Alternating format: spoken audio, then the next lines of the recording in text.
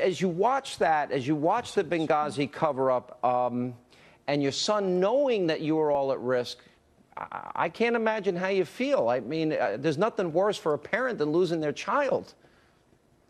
Sean, it's all the same. The Benghazi cover-up, what's going on in the Middle East, what's going on in Afghanistan, is all because of this president's ideology, and the strategy being used by our military, and our president is directly responsible for the rules of engagement. Let me just say this.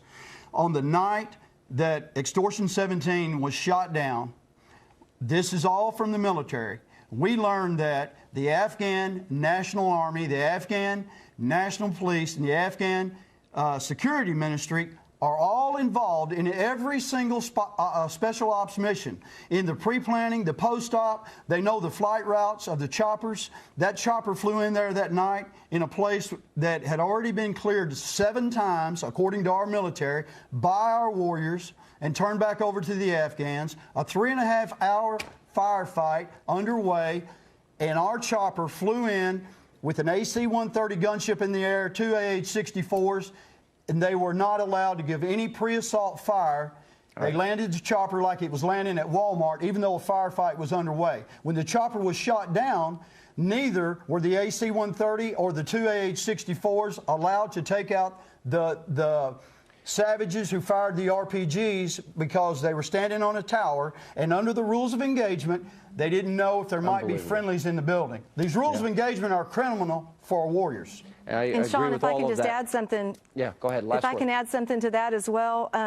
We also found out in the testimony of one of the commanders in the field that he actually said something like this was bound to eventually happen, exactly the way right. we're operating. I saw that. That's and exactly right. Last question, and I'm running out of time, but do you want President Obama to stop spiking the football on Obama on the campaign, on Bin Laden on the campaign trail? Well, he doesn't have the character to quit, because everything is about President Obama. Always about, but yes, we want him to quit spiking the football, and we want him to leave as commander-in-chief. We want the rules of engagement changed, and we want some high-up military officer to have the courage and risk all and scream out what is happening to our warriors. Somebody please have the courage to protect our warriors instead of protecting this commander-in-chief and his cronies. Mr. and Mrs. Vaughn, nothing worse than losing a hero, a son. Thank you for telling your story and being with us. You're in our thoughts and prayers.